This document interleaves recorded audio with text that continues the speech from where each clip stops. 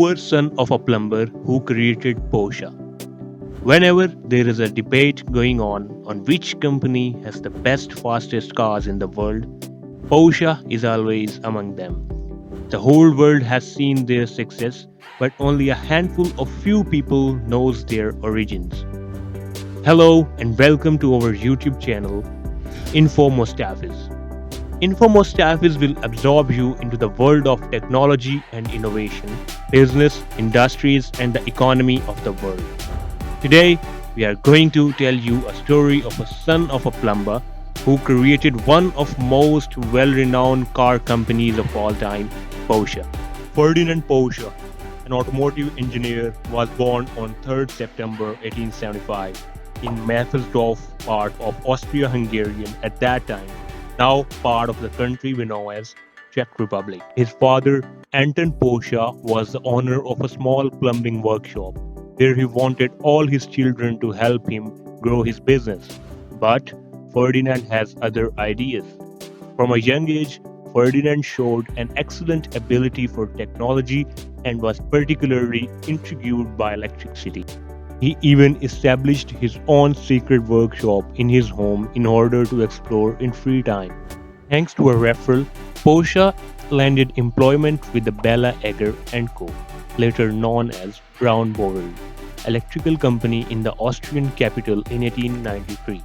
At the young age of 18, while operating in the Austrian capital, he enlisted as a part-time student at what's currently the Austrian capital University of Technology. Apart from this, Porsche did not complete any formal engineering education like many other engineers. During his 5 years with Bella Egger, he built their first electric wheel hub motor, the concept for which had been developed by American inventor Wellington Adams. In the year 1898, Ferdinand was working in a company named Werke, where he designed his first ever car and named it Porsche P1, which was basically a carriage that ran on electric motors, which Ferdinand later improved it with a combustion engine known as Lohner Porsche mixed hybrid. Lohner Porsche broke several Austrian land speed records, with the top speed reaching 37 miles per hour with a Porsche himself at the wheel. It was victorious in several motorsport events, including the Exelberg Rally in 1901. By the engineering excellence in motorsport experience, Porsche won the 1905 Porting Prize as Austria's most outstanding automotive engineer.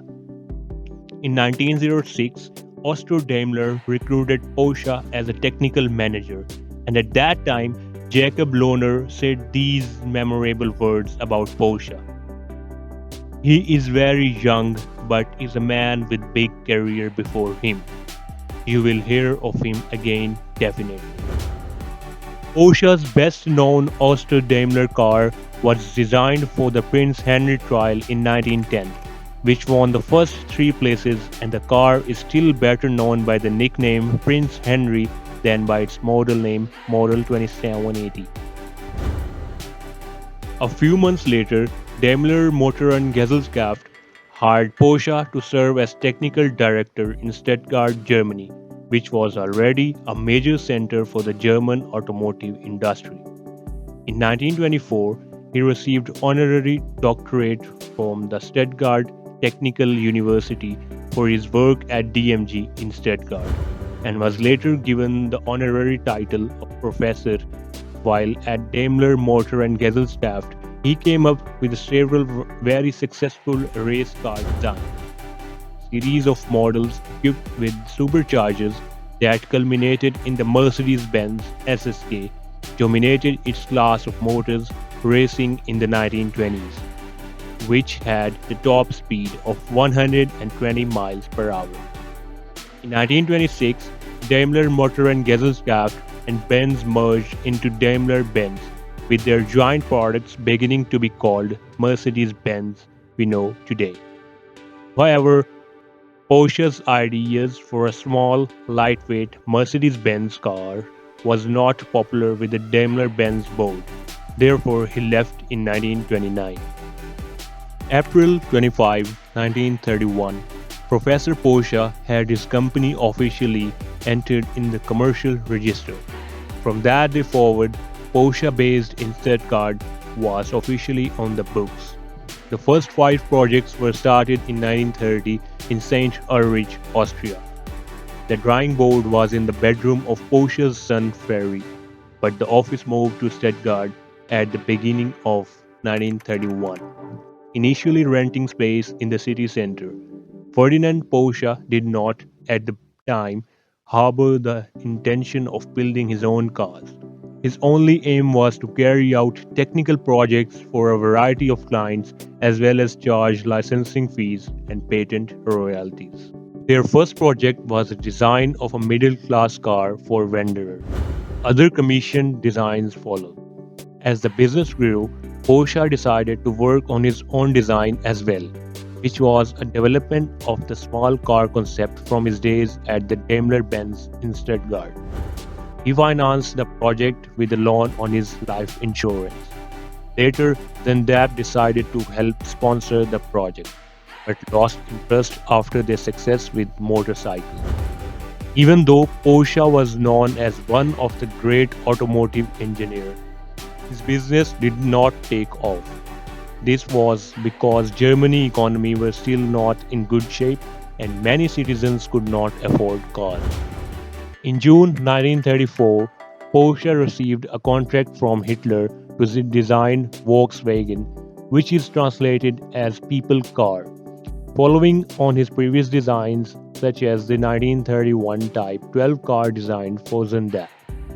That year, while working on the project with his son Ferry Porsche, he developed the first design for the Volkswagen car. From that point on, father and son worked together. Due to these past affiliations, Volkswagen and Porsche did manage to get themselves merged in 2011. Porsche and his son were tagged by Hitler to produce a heavy tank for the Tiger program. Porsche submitted a prototype with an advanced drive system that was superior on paper but not on the battlefield. Prone to breakdowns and crucial design flaws, a competing company, Henschel and Sohn, got the contract to produce the Panther tanks. 90 to 100 Porsche Tiger chases were produced, and later some converted into tank destroyers called Ferdinand. Mounted with Krupp's turret and 88 mm anti-tank gun, the long-range weapon could take out enemy tanks before they reached their own range of effective fire. When the war ended in 1945, Porsche was arrested by French soldiers for his Nazi affiliation and forced to serve a 22-month prison sentence. While he came back, Ferdinand Anton oversaw the creation of a new racing car, the Cisitalia, a Porsche company product. To his son upon his return, Porsche reportedly said, "I would have built it exactly the same, right down to the last screw." Father-son team went on to make history in 1950 when they introduced the Porsche sports car. In addition to its work with Cisitalia, the company also started work on a new design, the Porsche 356, the first car to carry the Porsche brand name. The company then was located in Gmund, where they had relocated from Stuttgart. The company started manufacturing the Porsche 356 in an old sawmill in Gmund. They made only 49 cars, which were built entirely by hand. On 29 January 1951, Porsche suffered a stroke from which he could not fully recover, and on the next day he passed away. It may be a surprise to many that the Porsche we are familiar with today was established after his death. It was Ferry Porsche and his sister Louise that built the first Porsche branded car, which was termed as Porsche 356. In post-war Germany, parts were generally in short supply, so the 356 automobile used components from the Volkswagen Beetle, including the engine case from its internal combustion engine, transmission, and several parts used in the suspension. 356, however, had several evolutionary stages A, B, and C. While in production, and most Volkswagen sourced parts were replaced by the Porsche made parts. Beginning in 1954, and the 356's engine started utilizing engine cases designed specifically for the 356. Porsche's signature designs have, from the beginning, featured air-cooled rear engine configurations rare for other car manufacturers, but producing automobiles that are very well balanced.